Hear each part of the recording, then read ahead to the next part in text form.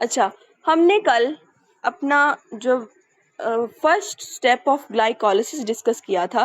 Glycolysis का हमने कहा था पहला स्टेप होता है कि ग्लूकोज की conversion into your glucose 6 phosphate. जब ग्लूकोज 6 फॉस्फेट में कन्वर्ट हो रहा है तब यहाँ पे एक एटीपी यूज हो रही है, एटीपी यूज हो रही है और एडीपी में कन्वर्ट हो रही है। ठीक है, यहाँ पे हमने एंजाइम डिस्कस कर लिया था, हेक्सोकाइनेज था, वो भी हमने बात कर ली थी। अब इस प्रोसेस के अंदर हमने देखा था इन हेक्सोकाइनेज और ग्लूकोकाइनेज का डिफरेंस भी देख लिया था, वो हमने स्टेप सारे डिस्कस कर लिए हुए थे। अब हमने देखना है कि ये आपके जो दो एंजाइम थे, ठीक है, एक था ग्लूकोकाइनेज और दूसरा हेक्सोकाइनेज, 1 2 3 तीनों जो थे। अब ये जो हेक्सोकाइनेजेस वगैरह थे ये तो मैंने आपको बता दिया था कि इसको इनहिबिट करने के लिए इसका प्रोडक्ट ही काफी होता है। प्रोडक्ट अगर ग्लूकोज 6 फॉस्फेट जो था ना, अगर इसकी कंसंट्रेशन ज्यादा हो जाए तो ये जाके खुद ब खुद हेक्सोकाइनेज को कहती है कि भाई मुझे अब तुम्हारी जरूरत नहीं है, मुझे जितने की सेल के लिए मुझे चाहिए थी ना ग्लूकोज, उतने को मैंने फॉस्फोराइलेट कर ली हुई है, उतने को ही मैं आगे ग्लाइकोलिसिस की प्रोसेस में लेके जाऊंगा, अब तुम रुक जाओ, बस मुझे तुम्हारी जरूरत नहीं है। ठीक है, मैंने आपको बताया ना ये ऐसे स्टेप्स हैं, इरिवर्सिबल स्टेप, 3 स्टेप हैं सिर्फ पूरी ग्लाइकोलिसिस में। सबसे पहला स्टेप, ठीक है, उसके बाद तीसरा स्टेप, उसके बाद आखिरी स्टेप और ये तीनों जो होते हैं ये इरिवर्सिबल होते हैं और इनको हम रेट लिमिटिंग स्टेप कहते हैं। रेट लिमिटिंग कैसे है, अभी देखो इसका प्रोडक्ट ही जाके इस एंजाइम को इनहिबिट कर रहा है। ठीक है, ये 3 पॉइंट्स ऐसे हैं जहां पे हम ग्लाइकोलिसिस के रेट को कंट्रोल कर सकते हैं, इसलिए हम इनको कहते हैं कि ये रेट लिमिटिंग स्टेप्स हैं। अच्छा, हेक्सोकाइनेज का तो सिंपली बात हो गई कि इसने ऐसे ब्लॉक हो जाना है, लेकिन ग्लूकोकाइनेज जो है ना हमारा, उसका थोड़ा सा ना नखरा है। उसने जो है ना नॉर्मली एक्टिवेट भी थोड़ा लेट होता है और उसके बाद उसका जो एक्शन वगैरह है वो अगर हो जाए तो वो इसकी इनहिबिशन के लिए ना हमें ये जो होती है ना हमारे ग्लूकोज 6 फॉस्फेट, ये इसको इनहिबिट नहीं कर सकती। लेकिन इसके नेक्स्ट स्टेप में आइसोमेराइजेशन जब होती है उसके बाद बनता है फ्रक्टोज 6 फॉस्फेट। अब ये फ्रक्टोज 6 फॉस्फेट जाके इसको इनहिबिट कर सकता है, ये आपका ग्लूकोकाइनेज को। ठीक है, अच्छा, इसकी रेगुलेशन में हमने क्या चीज देखनी है, सबसे पहले हमने देखना है कि फॉर एग्जांपल कि ट्रांसपोर्टर के जरिए हमारे पास आई है ग्लूकोज। ठीक है, ग्लूकोज आ गई है। अब ग्लूकोज ने पहले क्या करना है, ग्लूकोकाइनेज ने कन्वर्ट करना है उसको ग्लूकोज 6 फॉस्फेट में। ठीक है, नेक्स्ट स्टेप में क्या होना होता है, फ्रक्टोज 6 फॉस्फेट बननी होती है। ठीक है, यहाँ तक की बहुत है, आगे इसने पायरुवेट में मल्टी स्टेप्स के बाद पायरुवेट में कन्वर्ट होना है। अच्छा, अब इसको हमने देखना ये है कि यहाँ पे ना न्यूक्लियस हम बना रहे हैं। ठीक है, सेल है ना, सेल के साइटोप्लाज्म में प्रोसेस हो रहा है तो ये न्यूक्लियस बना रहे हैं। न्यूक्लियस में ना एक प्रोटीन होती है जिसको हम कहते हैं ग्लूकोकाइनेज रेगुलेटरी प्रोटीन, GKP और R। ठीक है, अब ये प्रोटीन का फंक्शन क्या है वो हमने देखना है।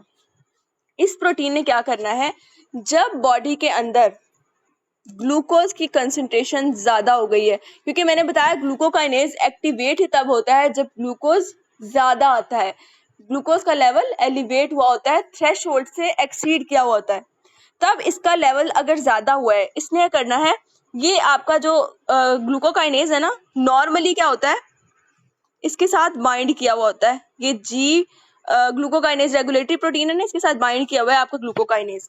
अब जब ग्लूकोज का लेवल ज्यादा होता है ना, तो इस ग्लूकोज के लेवल ज्यादा होने की वजह से ये जो आपका GK है ग्लूकोकाइनेज, ये रिलीज हो जाएगा। ठीक है, ताकि इस ग्लूकोज को जो ज्यादा हुई अंदर आई है इसको ग्लूकोज 6 फॉस्फेट में कन्वर्ट कर सके। ठीक है, लेकिन अगर ये ग्लूकोज 6 फॉस्फेट आगे फ्रक्टोज 6 फॉस्फेट में कन्वर्ट होता जा रहा है, तो अब बॉडी के अंदर इतना फ्रक्टोज 6 फॉस्फेट बन चुका है, तो इस ग्लूकोकाइनेज को इनहिबिट करने के लिए ये फ्रक्टोज 6 फॉस्फेट रोल प्ले करेगा। ठीक है, अब वो क्या करेगा, उसने ना, अब देखो हमने जितने की बनानी थी ग्लूकोज 6 फॉस्फेट भी उतनी बन गई है। ठीक है, फ्रक्टोज 6 फॉस्फेट भी बहुत ज्यादा बन गई है। ठीक है, अब इस फ्रक्टोज 6 फॉस्फेट ने क्या करना है, ये ग्लूकोकाइनेज जो बहुत ज्यादा बना चुका था ना फ्रक्टोज 6 फॉस्फेट, उसको जाके कहेगा भाई तुम अपनी प्रोटीन के साथ जाके वापस लग जाओ इन द न्यूक्लियस। प्रोटीन कौन सी थी? Glucokinase regulatory protein. ये एक्चुअली जो प्रोटीन है ना वो डिसाइड करती है कि ग्लूकोकाइनेज ने अपना एक्शन किस टाइम पे परफॉर्म करना है, कब कितनी कंसंट्रेशन पे निकलना है। और अगर ग्लूकोज की कंसंट्रेशन कम हो चुकी है और फ्रक्टोज 6 फॉस्फेट बहुत ज़्यादा बन चुका है, तो इसका मतलब ये है कि ग्लूकोकाइनेज को चाहिए कि अपने घर वापस चला जाए, अब उसकी ज़रूरत नहीं रही। ग्लूकोज जितने का हमने करनी थी ना फॉस्फोरिलेट, वो हम कर चुके हैं। तो ये इसकी रेगुलेशन में आ जाती थी चीज़ कि ये आपने ग्लूकोकाइनेज रेगुलेटरी प्रोटीन याद रखनी है। ये कहाँ होती है? न्यूक्लियस में होती है। इसने बाइंड किया होता है आपके ग्लूकोकाइनेज को, ठीक है। अब पॉजिटिव इफेक्ट किसने क्रिएट किया था इसकी रिलीज पे? ग्लूकोज ने। और नेगेटिव इफेक्ट किसने क्रिएट किया है? आपकी फ्रक्टोज 6 फॉस्फेट ने। ये आपकी यहाँ पे इसकी छोटी सी रेगुलेशन है, तो इसकी रेगुलेशन यहाँ पे कंप्लीट हो जाती है। उसके बाद नेक्स्ट स्टेप जो आता है ना ग्लाइकोलिसिस का, वो एक रिवर्सिबल स्टेप होता है, ठीक है। अच्छा, अब हमने क्या किया है कि ग्लूकोज 6 फॉस्फेट तो हमने बना ली फर्स्ट स्टेप में, ठीक है। ये है हमारा कौन सा वाला? Second step.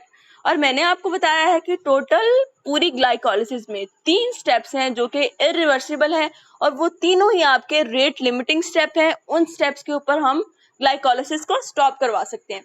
अच्छा, जो ग्लूकोज 6 फॉस्फेट है ना, इसने अब इस स्टेप में ना कन्वर्ट होना इनटू फ्रक्टोज 6 फॉस्फेट, ठीक है। और ये स्टेप क्या है? रिवर्सिबल स्टेप है। ये सिंबल याद रखनी है कि ग्लाइकोलिसिस के स्टेप बनाने लगो ना, सिर्फ 3 स्टेप्स के ऊपर आपने ये वाली सिंबल नहीं लगानी और सिंगल एरो लगाना है, बाकी सब में आपने डबल एरो लगाना है, क्योंकि बाकी सारे स्टेप इसके रिवर्सिबल हैं। अब ये जो कन्वर्जन है ग्लूकोज 6 फॉस्फेट की फ्रक्टोज 6 फॉस्फेट में, ये बिल्कुल आसान सा स्टेप है। इसके अंदर कोई गड़बड़ की बात नहीं है। इसमें फॉस्फोग्लूकोज आइसोमेरेज एक एंजाइम होता है।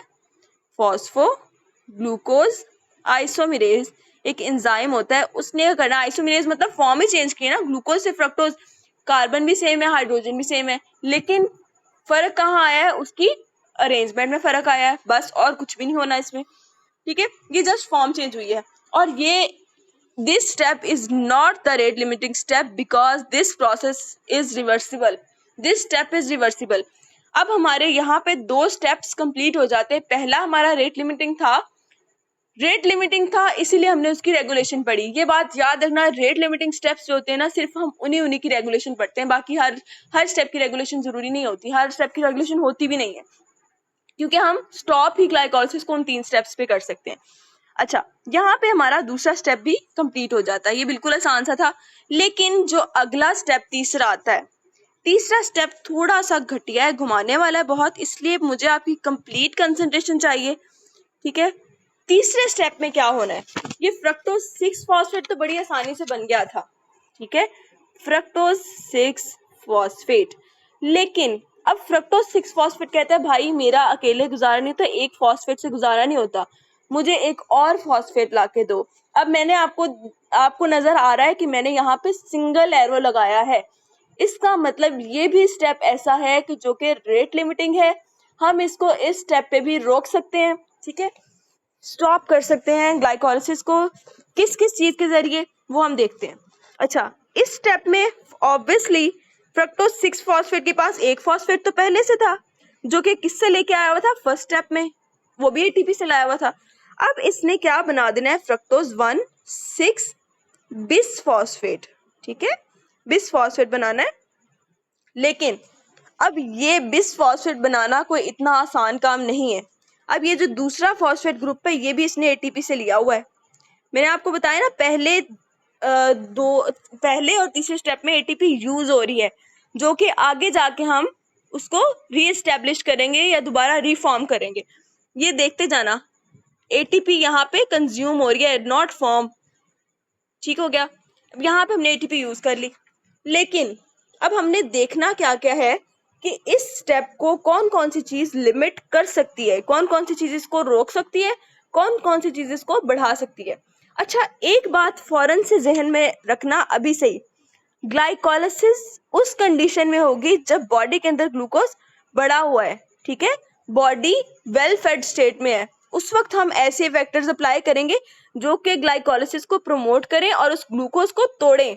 ठीक है, अब अगर बॉडी के अंदर ऑलरेडी ग्लूकोज की कमी हुई है तो उस कंडीशन में हम ऐसी चीजें अप्लाई नहीं करेंगे, ऐसे फैक्टर्स अप्लाई नहीं होंगे कि जिन्होंने ग्लाइकोलिसिस को प्रमोट करना है। ठीक है, बॉडी ने भी तो अपनी रेगुलेशन रखनी है ना कुछ। अच्छा, अब यहाँ पे देखना, देखो अब हमने पहले देखना है कौन कौन सी चीज इसको रोक रही है। ठीक है, नेगेटिव इफेक्ट इस पे कौन कौन डाल रहा है। सबसे पहली चीज एटीपी। ठीक है, एटीपी अगर बॉडी के अंदर ऑलरेडी बहुत ज्यादा है तो एटीपी ज्यादा होना क्या रिप्रेजेंट कर रहा है कि बॉडी के पास ऑलरेडी इतनी एनर्जी पड़ी हुई है, तो क्या जरूरत है घटिया से ग्लाइकोलिसिस को कराने की। एटीपी जब बड़ी होती है ना तो वो कहती है कि इतनी सी एटीपी के लिए तुम इतना बड़ा प्रोसेस करा रहे हो, बॉडी के अंदर ऑलरेडी बहुत एटीपी है, हमें नहीं और चाहिए, रोक दो इसे। ठीक है, एटीपी अगर बॉडी में ज्यादा है तो इसका मतलब बॉडी वेल फेड स्टेट में है, बॉडी के अंदर ऑलरेडी इतनी एनर्जी स्टोर है, बॉडी ने ऑलरेडी इतनी सारी ग्लाइकोलिसिस वगैरह प्रोसेस वगैरह करके एनर्जी इतनी एटीपी बनाई हुई है, हमें मजीद एटीपी की रिक्वायरमेंट नहीं है। तो ये एटीपी क्या करेगी, इस प्रोसेस को रोकने की कोशिश करेगी कि ग्लाइकोलिसिस यहीं पे रुक जाए, हमें नहीं चाहिए एटीपी। ठीक है, आगे हमें ग्लाइकोलिसिस का प्रोसेस कंटिन्यू नहीं करवाना। ठीक है, एक ये इनहिबिटर आ गया। दूसरा इनहिबिटर कौन सा आता है जो इस स्टेप पे रोकता है, वो आता है सिट्रेट। ठीक है, citrate is actually the product of your TCA cycle. ठीक है, इंटरमीडिएट प्रोडक्ट होता है, जब टीसीए साइकिल परफॉर्म कर रहे होते हैं ना हम, वो इस ग्लाइकोलिसिस से अगला स्टेप होता है एसिटाइल कोएंजाइम में बना के, तो फिर हम आगे जाके टीसीए साइकिल करवाते हैं। ठीक है, अब उसने क्या करना है, टीसीए साइकिल ने वो उसको इस प्रोसेस, इस स्टेप को रोकेगा कि अब सिट्रेट आगे की प्रोडक्ट है। ठीक है, ग्लाइकोलिसिस के बाद की प्रोडक्ट है, तो इसका मतलब सिट्रेट अगर ज्यादा है तो इसका मतलब ग्लाइकोलिसिस बहुत दफा परफॉर्म हो चुकी है, सिट्रेट का लेवल हाई है बॉडी के अंदर, तो वो सिट्रेट भी क्या करेगी, इस स्टेप को रोकने की कोशिश करेगी कि इतनी दफा ग्लाइकोलिसिस परफॉर्म हो चुकी है कि सिट्रेट का ऑलरेडी बहुत बन चुका है, हमें और जरूरत नहीं है, तो इसलिए स्टेप को रोक दिया जाए। ठीक है, ये दो पॉइंट्स हैं जहाँ पे ये दो चीजें जो इसको इनहिबिट करती हैं। अच्छा, इसके बिल्कुल ऑपोजिट अब हमने देखना है कि कौन कौन सी चीजें इस स्टेप को फेवर करती हैं। ठीक है, कौन कौन से फैक्टर हैं जो चाहते हैं कि ये स्टेप हो जाए। तो वो पहला स्टेप आता है हमारे पास, पहली चीज आती है एएमपी। एएमपी हमेशा गरीबी को शो करेगी, ये बात याद रखनी, ये पूरी आप पढ़ोगे, पूरी मेटाबॉलिज्म इसमें भी, आगे भी, फैट्स में भी, हर जगह हम रेगुलेशंस जहां जहां पढ़ेंगे वहां पे एटीपी और एएमपी का बहुत जिक्र आएगा। अब आपने निशानियां कैसे रखनी है, आपने एटीपी को रखना है कि बॉडी रिच इन एटीपी है, बॉडी के अंदर वेल फेड स्टेट है, बहुत एनर्जी स्टोर है, तो ऐसे प्रोसेस जिसमें एनर्जी अटेन हो रही है और आपके मेटाबोलाइट्स टूट रहे हैं, एनर्जी रिच प्रोडक्ट टूट रहे हैं, उन प्रोसेसेस में एटीपी नेगेटिव रोल प्ले करेगी। और ये जो एएमपी है ये मस्कीन गरीब है। ठीक है, अगर बॉडी के अंदर एएमपी का लेवल ज्यादा है ना, तो एएमपी का लेवल ज्यादा होना ये शो कर रहा है कि बॉडी के अंदर एनर्जी की कमी है, हमें उस कंडीशन में, एएमपी ज्यादा होने की कंडीशन में हमें जरूरत है कि ये आपका जो है ना ग्लाइकोलिसिस का प्रोसेस परफॉर्म हो। ठीक है, ग्लाइकोलिसिस परफॉर्म हो, ये एएमपी का ज्यादा होना इसको फेवर करेगा कि ग्लाइकोलिसिस का प्रोसेस चले और बॉडी को एनर्जी मिले। एएमपी गरीबी की कंडीशन है या फिर जिसे कहते हैं फास्टिंग की कंडीशन है, बॉडी के अंदर एनर्जी बिल्कुल ही नहीं है। ठीक है, एएमपी है, एटीपी नहीं है, तो इस एएमपी ने क्या करना है, फेवर करना है इस स्टेप को। ठीक हो गया। उसके बाद एक और चीज, वो जो दूसरी चीज है ना जो इस स्टेप को फेवर कर रही है, वो हमारी होती है फ्रक्टोज 2,6 बिसफॉस्फेट। ठीक है, अच्छा इसकी कहानी जरा बहुत गौर से सुनने वाली है। ठीक है, क्योंकि ये आप खुद पढ़ोगे ना आपको समझ नहीं आनी है कहानी। ठीक है, इसलिए मैं इसको थोड़ा सा इंटरेस्टिंग करके सुनाने वाली हूँ, तो आपने अपना दिमाग, आंखें, कान सब कुछ खोल के सुनना है। ठीक है, फ्रक्टोज 6 फॉस्फेट की कहानी। अच्छा, यहाँ पे फ्रक्टोज 6 फॉस्फेट और फ्रक्टोज 1,6 बिसफॉस्फेट, ये जो कन्वर्जन हो रही है, ठीक है। इसको तो जो एंजाइम करा रहा है ना उसको हम कहते हैं फॉस्फोफ्रक्टोकाइनेज 1 एंजाइम, ठीक है। 1 जिसका नाम है ना फॉस्फोफ्रक्टोकाइनेज 1, उसने करना है फ्रक्टोज 6 फॉस्फेट के 1 वाले कार्बन पे जाके फ्रक्टोज के एक और फॉस्फेट लगानी है। लेकिन इसके बरक्स थोड़ी सी कंसंट्रेशन में जो फ्रक्टोज 6 फॉस्फेट है ना वो इस फॉर्म में कन्वर्ट होती है, ठीक है। गौर से आंखें खोल के देखना है। अच्छा, नॉर्मली क्या होता है, फ्रक्टोज 6 फॉस्फेट किस में कन्वर्ट हो रही है, फॉस्फोफ्रक्टोकाइनेज 1 एक्ट करेगा और क्या बना देगा, फ्रक्टोज 1,6 बिसफॉस्फेट। लेकिन यहाँ पे एक और एंजाइम भी है जिसको हम कहते हैं फॉस्फोफ्रक्टोकाइनेज 2, ठीक है, फॉस्फोफ्रक्टोकाइनेज 2। अच्छा, अब फॉस्फोफ्रक्टोकाइनेज और ये वाली कहानी हम पहले डिस्कस कर लें। देखो, ये जो कहानी है ना ये आपको मैं पूरी सुना दूं, देन हम इस स्टेप को मजीद डिस्कस करेंगे, क्योंकि ये बहुत इंपॉर्टेंट कहानी है और बहुत थोड़ी सी मुश्किल भी है, आपको खुद से समझ नहीं आएगी, ठीक है। ये गौर से सुनिए, बिल्कुल बिल्कुल ध्यान आपका मेरी तरफ होना चाहिए। अच्छा, नॉर्मली हमने देखा कि फॉस्फोफ्रक्टोकाइनेज 1 था जिसने कन्वर्ट किया था हमारी फ्रक्टोज 6 फॉस्फेट को फ्रक्टोज 1,6 बिसफॉस्फेट में। लेकिन जो फॉस्फोफ्रक्टोकाइनेज 2 होता है, ये 2 वाला क्या करता है, 2 वाले का ना बाई फंक्शनल होता है। ये इसके 2 फंक्शनल होते हैं, बाई फंक्शनल प्रोटीन होती है। इसकी एक काइनेज एक्टिविटी होती है, ठीक है, दूसरी इसकी फॉस्फेटेज एक्टिविटी होती है, ठीक है। अच्छा, मैंने आपको बताया कि अगर फॉस्फोफ्रक्टोकाइनेज 1 एक्ट करता है फ्रक्टोज 6 फॉस्फेट पे तो क्या बनाता है, फ्रक्टोज 1,6 बिसफॉस्फेट। लेकिन फॉस्फोफ्रक्टोकाइनेज 2 जो है इसकी 2 तरह की एक्टिविटी है। काइनेज एक्टिविटी का मतलब ये है, काइनेज का मतलब ये होता है जो कि फॉस्फोराइलेट करता है आगे, ठीक है, एक फॉस्फेट ग्रुप अटैच करता है। और फॉस्फेटेज एक्टिविटी का मतलब है कि पहले से जो फॉस्फेट ग्रुप लगा हुआ है उसको रिमूव कर देता है ये, ठीक है, इसने उसको हटाना है, इसने लगाना है। अब इसकी दोनों तरह की एक्टिविटी है। अब ये डिसाइड कौन करेगा कि इसने काइनेज वाला एक्शन परफॉर्म करना है या फॉस्फेटेज वाला एक्शन परफॉर्म करना है, अब हम ये चीज देखने जा रहे हैं।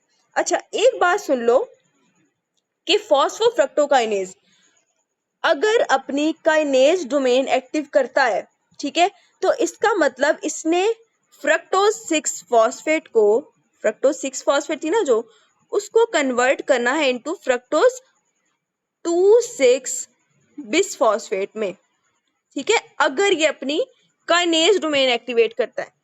लेकिन अगर उस कंडीशन में अगर इसके पास फॉस्फेटेज डोमेन एक्टिव होती है तो काइनेज वाली इनएक्टिव होती है, ठीक है, दोनों में से कोई एक domain at a time active होती है, दोनों एक टाइम पे एक्टिव नहीं हो सकती।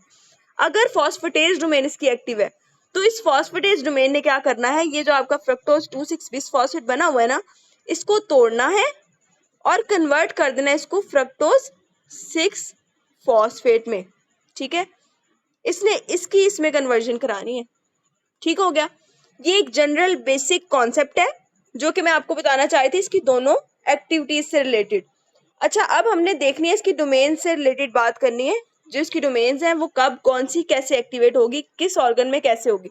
अच्छा, अब देखना, ये मैं एक एंजाइम बनाने लगी हूँ फॉस्फोफ्रक्टोकाइनेज का। अब देखो, ये इसकी एक डोमेन है, ठीक है, और ये इसकी दूसरी डोमेन है, ठीक हो गया।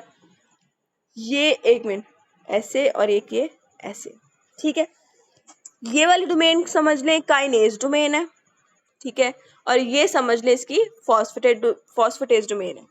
ये कौन सा एंजाइम है आपका, फॉस्फोफ्रक्टोकाइनेज 2, ठीक हो गया। अच्छा, अब इसकी दोनों जो डोमेन्स है ना, अब अगर हमने फॉस्फेटेज डोमेन को एक्टिव करवाना है, ठीक है, ये बात गौर से सुनना, फॉस्फेटेज डोमेन अगर हमने ये इस पोर्शन को हमने हैप्पी करना है, इसको एक्टिवेट कराना है, तो हमें काइनेज डोमेन तो इनएक्टिव करानी पड़ेगी ना। और इनएक्टिव करवाने के लिए इस डोमेन को हमें चाहिए कि हम इस डोमेन के साथ फॉस्फेट ग्रुप अटैच कर दें, इस एंजाइम को ही फॉस्फोराइलेट करवा दें।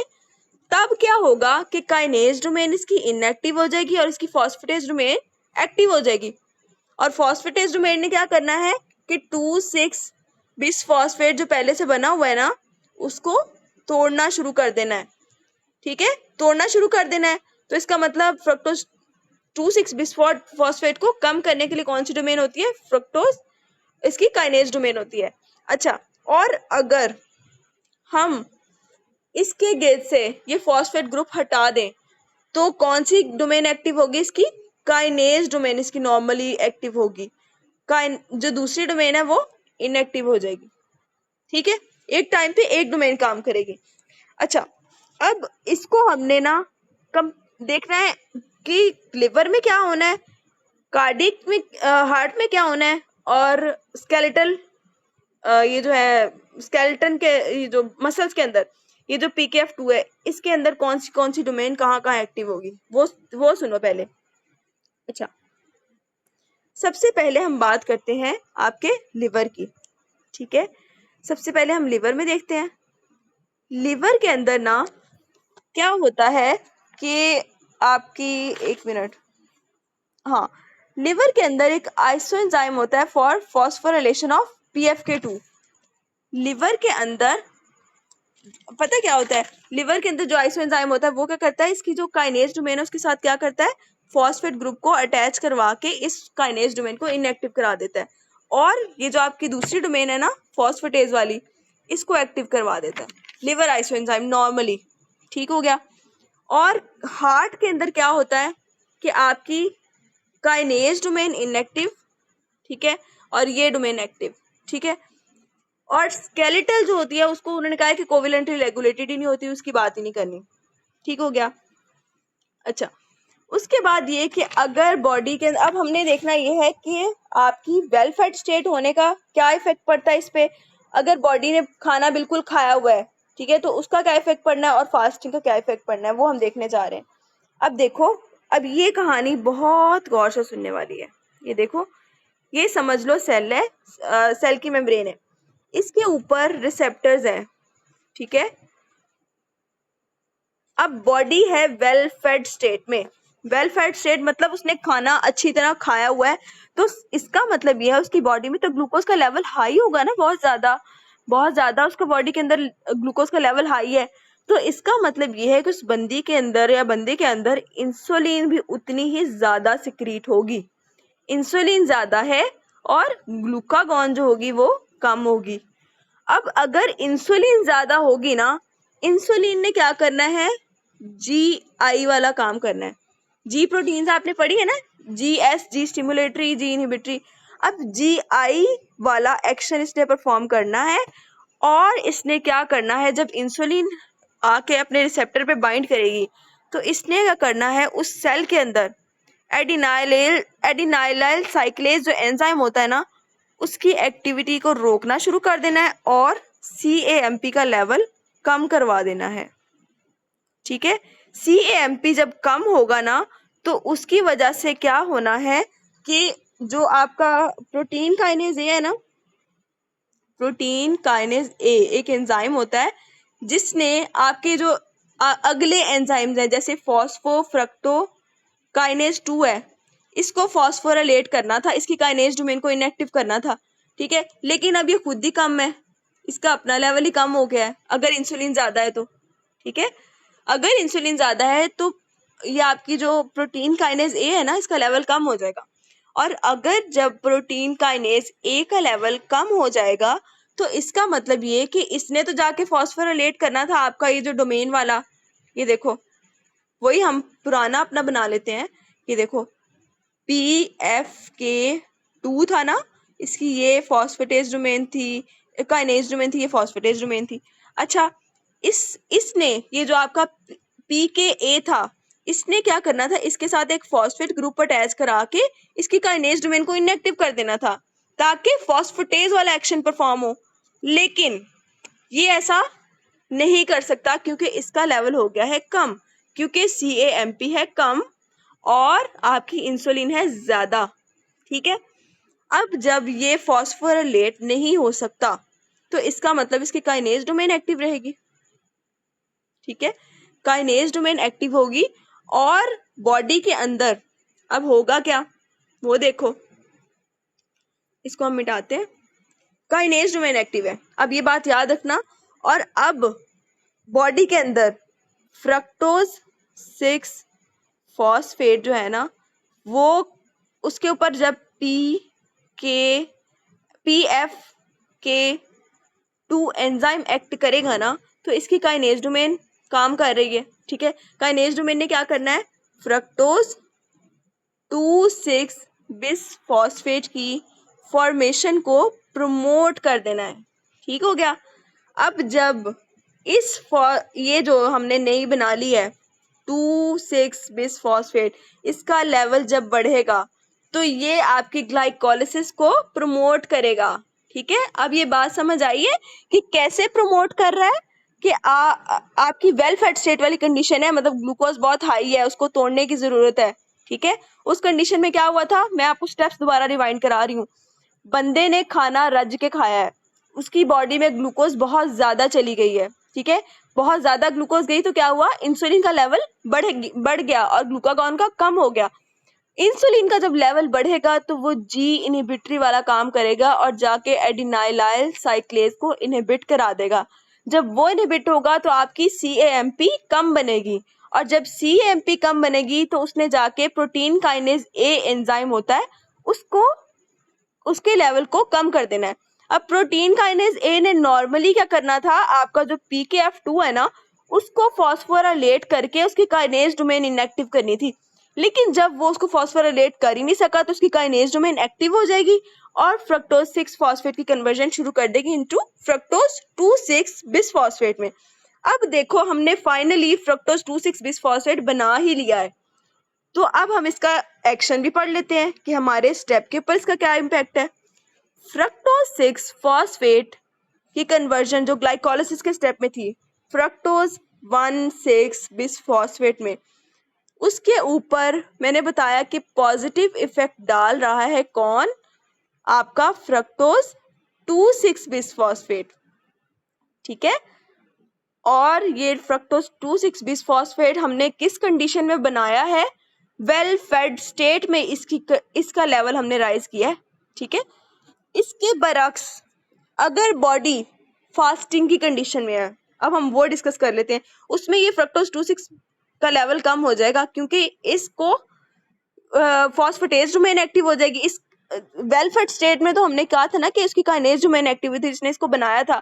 लेकिन बॉडी अगर फास्टिंग की कंडीशन में है तो फॉस्फेटेज डोमेन एक्टिव हो जाएगी क्योंकि आपकी काइनेज डोमेन की फॉस्फोराइलेशन हो जाएगी। वो मैं आपको भी बना के दिखाऊंगी, फिर आपको मेरी बात पे यकीन आएगा। और ये 2,6 बिसफॉस्फेट टूट के इसमें कन्वर्ट होना शुरू हो जाएगा। ठीक है, अब देखना, फास्टिंग की कंडीशन आ गई है, बंदा फाको पे चला गया है। ठीक है, उस बंदे को खाने को ही कुछ नहीं मिल रहा, तो अब क्या होना है, गौर से देखना। ये वही आपकी सेल मेम्ब्रेन है। ठीक है, ये वही आपका इंसुलिन का रिसेप्टर है, यही आपका ग्लूकागॉन का रिसेप्टर है। लेकिन अब इंसुलिन का लेवल कम है, इंसुलिन नहीं है क्योंकि बॉडी के अंदर ग्लूकोज ही नहीं गई, बेचारा भूखा बैठा है। तो क्या होगा, ग्लूकागॉन का लेवल राइज कर जाएगा और ग्लूकागॉन जो होता है वो GS स्टिमुलेटरी वाला फंक्शन परफॉर्म करता है। इसमें क्या करना है, CAMP के लेवल को बढ़ा देना है। ये जो मैं मैकेनिज्म अब बना रही हूँ, आपकी बुक में नहीं बना हुआ, ये किसी ने नोट करना है तो साथ साथ कर ले। CAMP का लेवल बढ़ेगा तो उसकी वजह से क्या होगा, आपकी प्रोटीन काइनेज A, ठीक है, प्रोटीन काइनेज A जिसने जाके आपका जो था ना फॉस्फोफ्रक्टोकाइनेज 2, उसकी काइनेज डोमेन को फॉस्फोराइलेट करना था, अब ये ज्यादा हो गया, अब ये शेर बन गया। इसने क्या करना है, ये कहता है अब तो मैं बढ़ गया हूँ, अब तो मैं जाऊंगा उसके पास। ये जो आपका था PFK2 एंजाइम, ये इसकी काइनेज डोमेन, ये इसकी फॉस्फेटेज डोमेन। ठीक है, फॉस्फेटेज डोमेन उस वक्त आपकी काम करेगी जब काइनेज के साथ एक फॉस्फेट अटैच हो जाएगा। अब ये आपकी फॉस्फोफ्रक्टोकाइनेज प्रोटीन काइनेज ए एंजाइम है ना, अब ये तो है ज्यादा, इसने क्या करना है, इस काइनेज डोमेन के साथ ना फॉस्फेट ग्रुप को अटैच करा देना है। ठीक है, जब फॉस्फेट ग्रुप अटैच हो गया तो क्या होगा, तो उसमें आपकी काइनेज डोमेन हो गई इनएक्टिव और आपकी फॉस्फेटेज डोमेन जीत गई है यहाँ पे। अब इसने क्या करना है, इस फॉस्फेटेज डोमेन ने कि जो बॉडी के अंदर पहले से फॉस्फोफ्रक्टोकाइनेज 2, देखो फ्रक्टोज 2,6 बिसफॉस्फेट जो पहले से भी बना पड़ा हुआ है ना, ये अब PFK2 की फॉस्फेटेज जो डोमेन है उसने क्या करना है, इसको तोड़ना शुरू कर देना है। और किस में तोड़ना शुरू कर देना है? फ्रक्टोज 6 फॉस्फेट में। ठीक हो गया? अब समझ आइए कि ये क्या कैसे कैसे कन्वर्जन हो रही है। ये मैंने इसीलिए कहा था जरा गौर से सुनने वाली चीज है। ठीक हो गया? यहाँ तक हमारी इसकी कहानी पूरी हो जाती है, आपका थर्ड स्टेप कंप्लीट हो जाता है। ठीक है, ये आपने कौन सा स्टेप पढ़ा था? तीसरा स्टेप। अच्छा, एक बात मैं आपको बता दूं, गौर से सुनना। फ्रक्टोज 6 फॉस्फेट की जो कन्वर्जन है आपका फ्रक्टोज 1,6 बिस फॉस्फेट में। ठीक है, अब ये जो कन्वर्जन हो रही है ना, इस कन्वर्जन में एक बात कि आपका फ्रक्टोज 2,6 बिस फॉस्फेट जो था यहाँ पे पॉजिटिव रोल प्ले कर रहा था, फ्रक्टोज 2,6 बिस फॉस्फेट, और आपका AMP यहाँ पॉजिटिव रोल प्ले कर रहा था। और यहाँ पे दुश्मन कौन कौन से थे आपके? ठीक है, एक ATP दुश्मन था, ठीक है ATP। दूसरा कौन सा दुश्मन था? सिट्रेट दुश्मन था। अब ये चारों जो हमने बात की है ना, रेगुलेटर्स हैं ये चारों। पहले दोनों हमने जो ये वाले डिस्कस किए, ये आपके दोनों थे इस स्टेप को प्रमोट करने वाली चीजें, ये दोनों थी इस स्टेप को इनहिबिट करने वाली चीजें।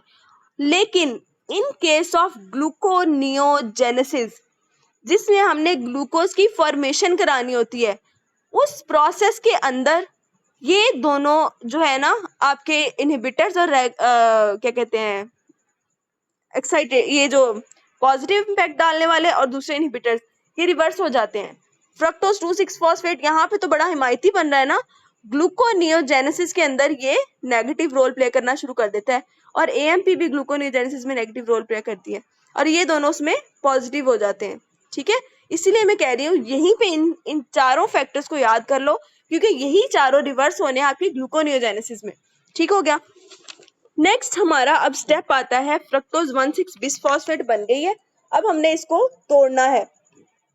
तोड़ना किसमें? दो कंपोनेंट्स में। अच्छा, अब सुनना, फ्रक्टोज 1,6 बिसफॉस्फेट है ना, इसको हमने अब तोड़ना है इनटू 2 कंपोनेंट्स। उसके लिए हमें जो एंजाइम चाहिए वो होता है आपका एल्डोलेज। एल्डोलेज, ठीक है? अब इतना बड़ा मैं कैसे लिखूं, चलो ऐसे लिख रहे हैं बस। ठीक है, अच्छा, अब इसका भी मैं एरो ऐसे लगा रही हूँ क्योंकि ये भी स्टेप रिवर्सिबल स्टेप है। ठीक है, अब इसने कन्वर्ट किस में होना है? एक तो ग्लिसरल्डिहाइड 3 फॉस्फेट में, और दूसरा डाईहाइड्रोक्सी एसीटोन फॉस्फेट में। ठीक हो गया? ये दो चीजें बननी है, इसने कन्वर्ट होना है। अब ये जो एल्डोलेज एंजाइम है ना, इसका मैं थोड़ी सी आपको डिस्क्रिप्शन देना चाहती हूँ। ये आप आगे फ्रक्टोज मेटाबॉलिज्म में भी पढ़ेंगे, लेकिन अभी मैं इसकी थोड़ी सी डिस्क्रिप्शन देना चाहती हूँ। ये स्टेप तो आसान सा ही था, ठीक है, लेकिन जो एल्डोलेज है ना आपका, एल्डोलेज, ये आप नोट कर लो ये बात, इसकी 3 टाइप्स होती हैं। ये एल्डोलेज A भी होता है, B भी होता है। इसकी डिटेल्स, हम ज़्यादा डिटेल्स जो है ना वो आपको फ्रक्टोज मेटाबॉलिज्म के चैप्टर में मैं आपको पढ़ाऊंगी, लेकिन अभी इतना याद कर लो कि इसकी 3 टाइप्स होती हैं। एल्डोलेज A जो होता है ना, मोस्टली टिश्यूज में ये होता है, मोस्ट टिश्यूज के अंदर यही होता है। और ठीक है, जो आपका सेकंड है बी वाले ने कहाँ कहाँ होना है? आपकी किडनी में, लिवर में और स्मॉल इंटेस्टाइन में होना है। ठीक है, स्मॉल इंटेस्टाइन। उसके बाद तीसरा जो आपका सी वाला है, ठीक है, सी वाले ने कहाँ होना है? आपका ब्रेन में होना है। ठीक हो गया? इन तीनों की लोकेशन देख लो। इसकी मजीद जो डिटेल्स है ना, डिस्क्रिप्शन सारी, वो हम इसकी डिस्कस करेंगे in the fructose metabolism chapter में। अच्छा, यहाँ तक हमारा जो है ना स्टेप पूरा हो गया। अब इससे नेक्स्ट एक और स्टेप है, जिसमें ना क्या होता है कि जो 2 प्रोडक्ट बने आपके फ्रक्टोज 6 बिस फॉस्फेट से कौन कौन से बने थे? G3P, ठीक है। दूसरा कौन सा बना था आपका? डाई हाइड्रोक्सी एसीटोन फॉस्फेट, ठीक है। ये दोनों एक दूसरे में इंटर कन्वर्टेबल होते हैं। अब ये डाई हाइड्रोक्सी एसीटोन फॉस्फेट का आगे कोई काम नहीं है खास। हम क्या करते हैं, इस डाई हाइड्रोक्सी एसीटोन फॉस्फेट को भी G3P में ही कन्वर्ट कर लेते हैं। अब वो कैसे कन्वर्ट करना है, उसके लिए एंजाइम कौन सा है? ये भी रिवर्सिबल है, ठीक है, इसलिए ऐसी एरो लगा रही हूँ मैं। अच्छा, वो अब कौन सा एंजाइम यूज होना है उसके लिए? ट्राइओस फॉस्फेट आइसोमेरेज, ठीक है। अब ये वाला एंजाइम है जिसने फॉर्म चेंज कर देनी है डाई हाइड्रोक्सी एसीटोन फॉस्फेट की इनटू G3P। अच्छा, ये स्टेप भी हो गया, सिंपल सा ही था। अब जो थोड़ा सा घुमाने वाला स्टेप आता है ना, वो अगला आता है। अच्छा, आप लोग वो मुझे बता दो कि आप लोगों ने यहीं तक आज पढ़ना है, वो नेक्स्ट स्टेप कल के टॉपिक पे ले जाएं या आज ही मैं पढ़ा दूं?